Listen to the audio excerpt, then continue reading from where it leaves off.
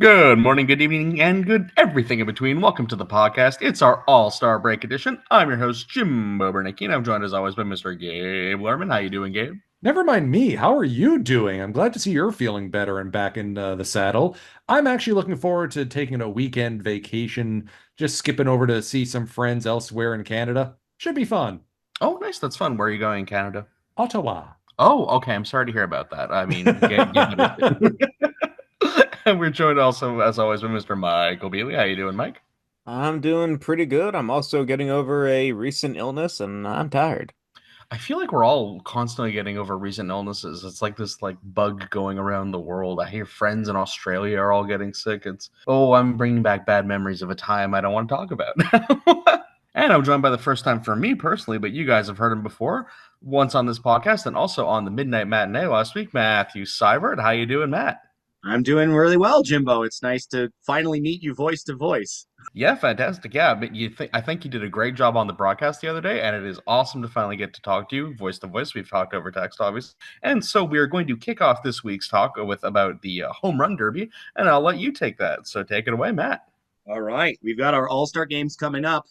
We should not overlook the home run derby. Obviously, it can be a real exciting event. Just ask MLB. They've tried tweaking it forever to be exciting again. I'll let that sit there. The fans have voted 4 Pacific Leaguers into the competition. Representing the Fighters, we have Chusei Manami. Representing the Hawks, we have Kensuke Kondo. Representing the Marines, Gregory Polanco. And representing the Lions, Takeya Nakamura. I think one of these things is not like the other, but that's neither here nor there. The 4 of them have combined for 45 total home runs to this point in the NPB season. Their opponents, the Swallows Munetaka Murakami, the Giants Kazuma Okamoto, the Bay Stars Shugo Maki, and the Dragons Seiya Hosokawa, who to date have produced 55 home runs. This isn't going to be one-sided at all. Yeah, I No, was going I'm to say, kidding. obviously, we want the Pacific League to win, but it's If man, they wanted that's a really good Central League lineup. if they Yeah. wanted the Pacific to win, they should have taken Hotaka Yamakawa, but then they'd have 2 Hawks, and I think that was unallowable. So And I'm just thinking, like, was there no one from the Eagles I could have taken? A Samura, Ogo? I don't know.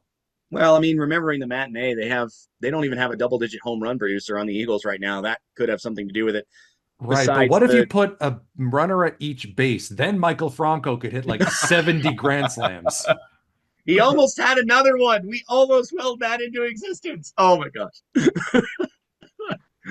It's Or, a I pretty mean, they could stacked have Central also League, had, though. I think Neftali Soto would have been a good pick too. I Ooh. Neftali mean, Soto would have been a good pick, but do you take him over Gregory Polanco? no, I think you No. take him over Nakamura. Nah, well, I was going to say you've got a couple of picks that are probably better than Nakamura at this stage. I mentioned, of course, the Yamakawa from the Hawks. He actually, I think, leads the league in home runs, and he's not in the Derby, which is just surreal to me. They were trying that hard to bend over backwards and get Nakamura in this game. But so, I mean, with it coming up, what are your guys' predictions? I'll start with you, Michael. What do you think is going to be who do you think is going to win the home run derby? Murakami. Murakami goes in all fields. Well, you're picking against our boys, so we are shunning you for the rest of the show. Gabe, who do you think is going to win? I think Gregory Polanco. Okay, yeah, Polanco's a pretty good pick. And what about you, Matt?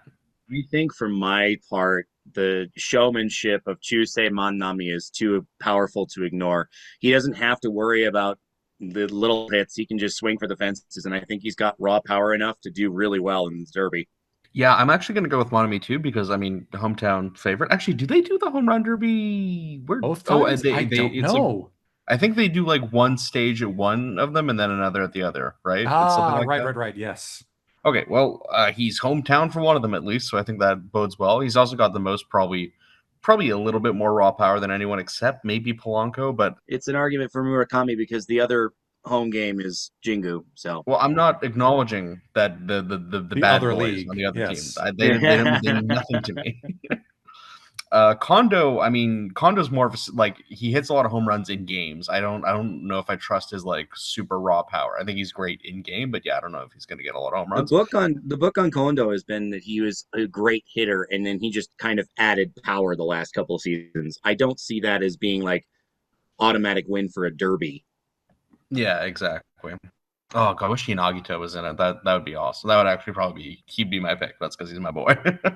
And so that does it for our big stories this week, but we're going to get right into Around the Horn, where we talk about the best teams in the league from top to bottom, and starting with, as we have all season long, the Fukuoka SoftBank Hawks, 3-3 in this last week, dropping the series to the Fighters, but winning the one against the Marines this week.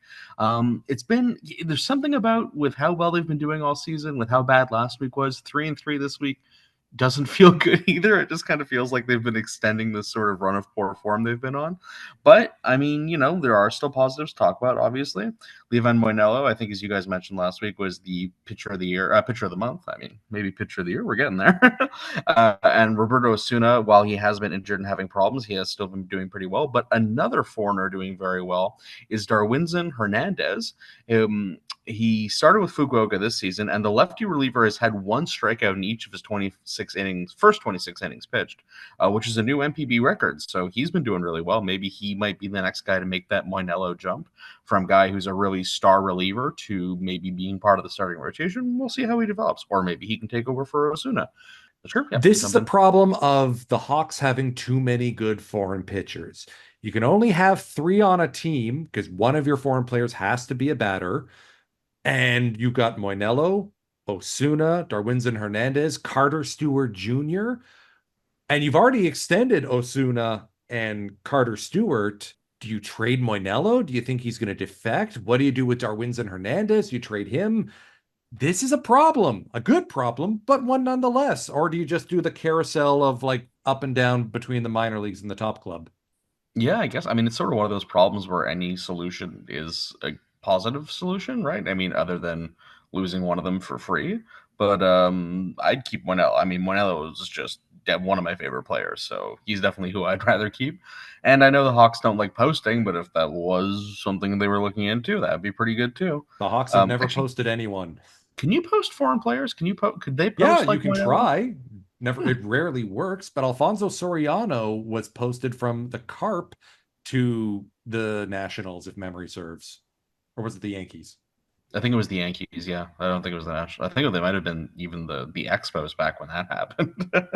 Matt, go ahead. So you're saying they never posted Senga? That was just a true free agent deal? Just That's to clarify? right. International free agency. Yep, they just left a lot of money on the table for that one. They're SoftBank. They don't need it. Yeah, exactly. Yeah. And so that brings over to the second place team in the league, the Chiba Lodi Marines. Take it away, Mike. The Marines are 3-3 this last week. They shut out the Buffaloes in back-to-back games before dropping the third game against them and then losing 2 out of 3 in Fukuoka. But on a positive note, Atsuki Taniichi struck out 10 over 8 innings in the second of those shutout wins. That was a really good dominant start, which is becoming more and more common with him. Really taking over for Roki Sasaki with his injury and wherever Sasaki goes afterwards. So I believe I do think Taniichi will be able to hold down the rotation in the future. On a strange note, the Marines have lost 10 straight games when Kohei Arihara is the opposing starter, dating back to his time with the Fighters. And speaking of the number 10, this time it's the Marines batter Neftali Soto, making it 7 consecutive seasons with 10 or more home runs. He got his 10th back on July 13th. Yeah, Soto's had a really good season. I think I wasn't there for last week when we talked about All-Star games, but he's sort of my big snub. I thought he really deserved an All-Star appearance. Yeah, this year. I would have put him in there over Polanco, honestly. I feel like I mean I'm probably wrong if I go look at Delta graphs, but I feel like just Soto's been a lot more productive, really. Not necessarily with the home runs, but I feel like he's always moving runners, always catching runners in, and he always just seems to be on base or getting a walk or something like that. I feel like he's just been a more productive offensive player. Let's not forget, there's one spot available still. Oh, okay. So maybe he will get it. That'd be good. Also, keeping in mind that the lead you're talking about for Polanco in home runs is merely 1. Like, there's no question in my mind that Soto has been more valuable to them, even if you check fan graphs or Delta graphs, excuse me. And that brings us over to our third place team, the Hokkaido Nippon Ham Fighters. Take it away, Gabe. 4-2 in their last week, winning series at home against both the Hawks and the Eagles, looking splendid in their pinstriped 50th anniversary throwback uniforms to boot. The Fighters are only 4 back of the Marines now. We could see home climax series games at ESCON Field. It's not out of the question yet. Hashtag bird sweep. Also not out of the question is the Eagles, because they are only 1 game behind the Fighters. So nervous. 2 reasons for that surge are the batters on fire this past month. Franmil Reyes, who has an OPS around 1,000 for July, and Chusei Manami, who has hit 4 home runs in his last 6 games. Perhaps warming up for a home run derby run? We'll see. The pitching continues to be exemplary, so the fighters just need the rest of the offense to wake up. Hey, Kotaro Kiyomi is healthy again. We'll see if this hot streak continues. I still had the fighters pegged for third. That's where they are right now. Come on, boys. Save Shinjo's job. Yeah, that's actually the main reason I need the fighters to make the playoffs this year is I want them to keep Shinjo. But I don't know if you guys have been watching the games this week. I love these uniforms they have going on. I'm not wild about the everyone wearing number 100 because I find that very hard to watch and like figure out who's playing. But the look of the uniform is just so crisp, and the weird font thing is weird, but it's pretty cool. It's unique. I'm a real big fan of these like super unique fighters jerseys they've got going on right now. I had sketches for a full reverse retro set for the Pacific League for their 75th anniversary next season. Nobody's responding to my line messages though, so I'm gonna have to keep those in my back pocket. Well, and I saw those jerseys in action. There was one highlight game we did the matinee. There was a play in the opposite where Hawks were visiting Escon, and Manami unleashes an absolute laser to get Ukyo Shito at the plate. Oh my God, it was gorgeous. Right, that's actually up on this very channel. Go take a look there. Our Japanese counterpart is getting cheeky with the titles. Look for Japanese Ellie De La Cruz versus Japanese Ichiro. Well, that's a little too on the nose, don't you think? Also a little redundant. Also, yeah, wait, Japanese Ichiro. What are we talking? Wait a minute, what? Hang on a second. I got to double check the video title now. Y'all No, were I'm making pretty sure. I'm pretty sure you're correct. It was definitely the Japanese Daily De La Cruz, but I think the Japanese Ichiro is selling it a little different. They should have said the second coming of Ichiro. Japanese Ichiro is really funny. It's Congolese Ichiro. I was about to say. Yeah, you should pull the other sorry. map. It's versus the next Ichiro / Otani. Oh. All right. Our Japanese counterpart did good job. Thanks Yep. much. My brain failed. Go for it. Oh, actually, Anyways. hang on a sec. I got to record this because I just caught this. Breaking news posted 23 minutes ago by this Pacific League YouTube channel. The 26th spot on the roster has been taken by Interleague MVP, Fighters outfielder Shun Mizutani.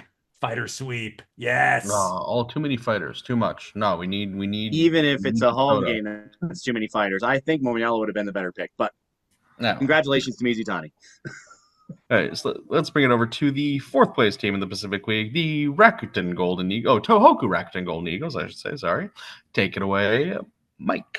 So the Eagles are 4-2 in the last week. The 4 wins in a row being a sweep of Cebu and a 16-3 demolition of Nippon Ham. I didn't see that game, but that sounds fun to go back and watch. Today, in funny circumstances, via Chunichi Sports, the last 12 times the Eagles have scored double-digit runs, they have lost the following game. Thus, the 16-3 win was followed by a loss, and I am a firm believer in the saving your runs for the next game. I've seen so many games where they just put up a crazy score, and then the next game they're basically getting no hit.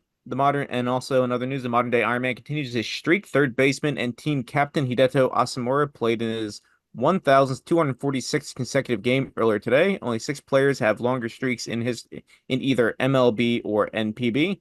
Everett Scott, Tomoaki Kanemoto, Hideki Matsui, and his streak was across both leagues. Lou Gehrig, Sachio Kinugasa, perhaps my favorite OB retro player, and Cal Ripken Jr. And I had to look into this. I'm still not sure, but I swear Takashi Toritani for Hanshin had played over 1,900 consecutive games. It's not on BREF, but I did find it on a lot of like Tigers fans blogs. I found it on his Wikipedia page, but as far as the official count of that consecutive game streak, I'm kind of at a loss. I don't know what's going on there. Kind of remember reading about it years ago that he got injured and that streak ended, but maybe it doesn't count or something. I'm not certain. But you guys mentioned earlier, Michael Franco got a second grand slam against the Fighters at Escon Field within 4 weeks of hitting his first one back on July 15th. And that was in that 16-3 game I mentioned earlier. Ryosuke Tatsumi has also tied the club record with 5 hits. That was in the same game. And this was mentioned on the Midnight Matinee, but Takayuki Kishi's complete game shutout on July 13th was a masterclass in pitching. At 39 years and 7 months old, he's the 5th oldest pitcher to throw a complete game shutout. And in that same game, he reached 2,500 innings pitched. So big congratulations to him on that. For some perspective on that consecutive game streak, Cal Ripken Jr. obviously beat out Luke Gehrig in MLB. Asamura is now halfway to him. And in more perspective, the active leader in MLB right now is Atlanta first baseman Matt Olson at merely 553 games straight. And so that brings us over to our 5th place team, our defending champions, the Oryx Buffaloes. Take it away, Gabe. I wish I didn't have to. They've been shut out 4 times in the last week. They won the other 2 games, but what is going on with this offense? And yeah, we're basically going to just keep shifting the order from 3rd through 5th for the rest of the season. Right down to the wire, this postseason spot is going to come. Only 1.5 back of the Fighters still, but how bad is the Buffaloes lineup right now? Okay, here's the players who are having a down year in OPS compared to 2023. Shogibo, Marwin Gonzalez, Taishi Hiraoka, Kotaro Kurebayashi, Tomoya Mori, Yuma Mune, Keita Nakagawa, Yutaro Sugimoto, Yuma Tongu, Kenya Wakatsuki, and Haruto Watanabe. Basically an entire 1st through 9th lineup right there. Actually, more than I counted 10. Yeah. Tongu in particular hasn't been the same since that finger injury that took him out late last season and prevented him from playing in the postseason, going from an 862 OPS down to 592. Kenya Wakatsuki is also a big drop, going from 669, capable as a backup catcher or a defensive catcher, down to 466. At that point, you have to run Tomoya Mori more often at catcher, which means you are sacrificing a little bit on defense. Mori can't DH. And all of a sudden, the whole lineup starts collapsing. You see the issue with the Buffaloes. I mean, there are some bright spots. Leandro Cedeno, who hasn't hit a home run since how long now? I could have sworn he's been injured. I mean, that's probably why. But I'm just saying, he was the team home run leader, still is, and he hasn't even played in a month. Yeah, hang on a second. I'm gonna pull this up. Sorry, future you, for having to edit. Okay, there are some bright spots. Shuhei Fukuda in center field, Tokumasa Chano in the corner outfield spots. Masahiro Nishino continues to be decent. And finally, we have a breakout from Ryo Ota, slashing 294, 338, 407. But yeah, the bats have not come around overall for this club. And I miss Masataka Yoshida. I really do. Well, the Red Sox missed him for part of the year, too.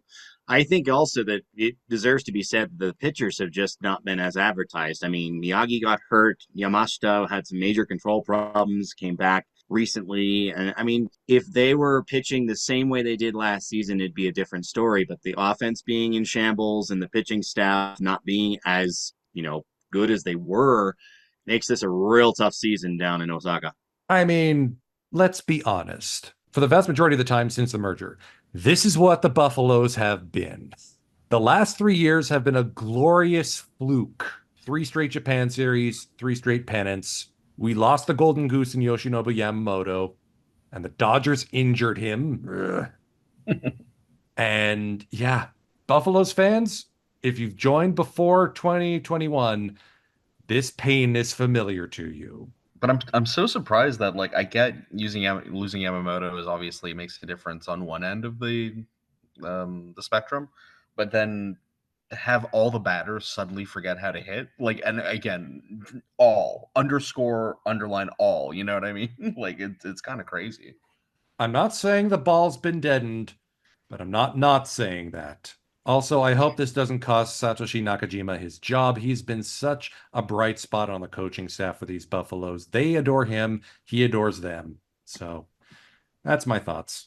Well, yeah, I think after such a good run, I mean, and they're still, like you said, I mean, they're in 5th, but they're only a game and a half back from 3rd. So yeah, I shouldn't be writing their eulogy just yet. That's true. You know who we can write the eulogy for, Jimbo? I do. I was about to get into that. I've been looking at some numbers to really just grasp the gravity of what I'm about to get into here. That brings us into not just the basement, but the pits, the depths, the Marianas Trench of the Pacific. Not only the Pacific League, all of Japanese baseball. In fact, maybe even all of baseball. The Saitama Seibu Lions. So remember how we were just saying that the Buffaloes are in fifth, but they're still only a game and a half back from third. The Lions are, I believe, if I'm counting this right, 14 and a half games back from fifth place, and a whopping 28 games away from first place at Sterling at 26 and 57. Now, you know how you get to a 26 and 57? You lose 8 games in a row for the what is it now, the third time this season. Like, Yeah, it's third just, time. yeah, it's absolutely brutal. Now, that being said, they were 2-5 this week. Hey, sometimes you can win some. But yeah, I know we always, we do our best to be positive about the teams, but like it's it's really hard to say anything positive about the Lions, but I will try. Congrats to the human highlight reel Sosuke Genda for picking up his 1,000th hit on the Midnight Matinee last Sunday. Matt even got the chance to call that, so that was very nice for both him and Genda. And in today's game, rookie Minato Ayoma pitched a complete game three hitter shutout, I should say, plus one walk, and 106 pitches to get through the game. Good work for a rookie getting his first MPB win, which is really hard to come by for the Lions this season. Even Natsuki Takeuchi doesn't have a lot of losses, but he doesn't have a lot of wins because it's impossible to win as the Lions pitcher. And we know that Takeo Nakamura is going into the All-Star game, but he is batting 191 with 254 and 372 on his slash line. And in addition to those numbers, he also hasn't hit a home run since the end of May. So again, I know he's the older statesman. I've got his jersey. He's one of my favorite players, but like, it's hard, man. It's really hard to see him aging like this and still kind of getting trotted out there. I think he's going to take a little trip to the minors to try and figure his stuff out. But sending a 41-year-old to the minors, I think is that where Nakamura's at now? I don't know. It's a lot. I'm sure Put it he still this enjoys way. playing, but it's getting hard to trot him out there. Then again, the alternative is I don't know who else. No, he's 40. He's going to be 41 in a couple weeks. Put it this Yeah. way, I Anyway. have more faith that Nakamura can get to 500 homers over the rest of his career than I am confident that the Buffaloes will even let Yoshihisa Hirano see the mound the rest of this season. Oh my God, Nakamura's not at 500 yet? I guess that's why he's still playing. 478 if memory serves. 490 from what I'm seeing. Okay. Yeah. Anyway. Well, yep. All right. Sorry. So that's the end of my Lions depression. And that brings us over to the end of our show. And so let's take a look at our familiar faces in new places. Matt, what do you have for us on our boys going stateside? Man, oh man, this is a fun one. Former Nippon Ham fighter Shohei Ohtani went yard in the MLB All-Star game, but in the regular season as well, he clobbered his 200th career home run in MLB only on July 13th. Because of his two-way exploits, is it too early to say he's already like a shoe-in for the Hall of Fame on both sides of the Pacific? No, he's absolutely a shoe-in, especially if we consider it as Hall of Fame and not just Hall of Stats accumulation. Everyone in the game knows Shohei Ohtani. Like, I think they would waive, even if his career magically did not get to 10 seasons to be properly eligible for Cooperstown. I don't see anybody denying him entry. I don't. I really don't at this point. It's just obscenely good, but definitely I mean, I don't know what the requirements are. I mean, the May Kai probably is salivating at the chance to include Ohtani already. But as far as if there's the other one is that voted on by fans, there's no reason he wouldn't get into that Hall of Fame either. Baseball So yeah, writers. this is They'll no. be I was fine. no. I'm referring to on Japanese soil because I know there's the Also Meikyu baseball writers. numbers. But yeah, I guess if anybody else has thoughts about the marvelous Ohtani, go ahead. Here's a chance to rave about him. He should have been a Blue Jay, gosh darn it. He wasn't even on that plane, but I bet all of Canada was watching with bated breath. Right, Gabe? If I had a We nickel were for pretty into every it. time Toronto hyperventilated about a superstar sports player coming to Toronto when instead he was flying to Los Angeles and signed there anyway, I'd have 2 nickels, which isn't a lot, but it's weird that it's happened Weird that twice. it's happened twice. Yes, great And to reference. close out today's Anyways, show, it's our question of the day from us to you. What is your favorite go-to vending machine on a hot summer's day? I think this is a little more maybe Japan specific, but I mean we have vending yeah, machines here. I was gonna say the ubiquity of vending machines in Japan is a lot different than where I'm at, for instance. I have a friend who's going there next week for a couple weeks. I worry for her because I've been to Japan once in August. Yeah, Yeah. you need those vendies. All right, then let's Ooh. just reframe it. What's your favorite drink on a hot summer day? Any kind. Oh, well, no, yeah, that's a different question because I was actually going to say I was thinking vending machine, and I'm really lame. I'd probably just be water because I don't really like sugary drinks that much. But one time I saw a vending machine that had canned Gatorade, and I was like, What? what?" So I I had had to buy that. it for I the had that in San novelty. Francisco airport. They don't have any plastic, so Gatorade's in a can. It does Oh, taste This is different. It's well, pretty like good. heretical to the very existence of Gatorade. it tasted good though. I don't know. So Yeah, that cold metallic sheen added to the it Gatorade. tasted better. Everything tastes better in a can. It's weird. Uh, What about you, well, Matt? Mike, I was thinking of saying the Ramune, the Japanese soda, but I never found that in vending machines. So I guess I'll go with a good old thing of Calpe's water. It was really what about good. you, Gabe? What's your vending machine go to? Pocari Sweat. I got Ooh, good hooked on that choice. stuff, especially during the summer months. And uh, thankfully, there's a couple Korean supermarkets near me where I can pick some up when I really get jonesing for it.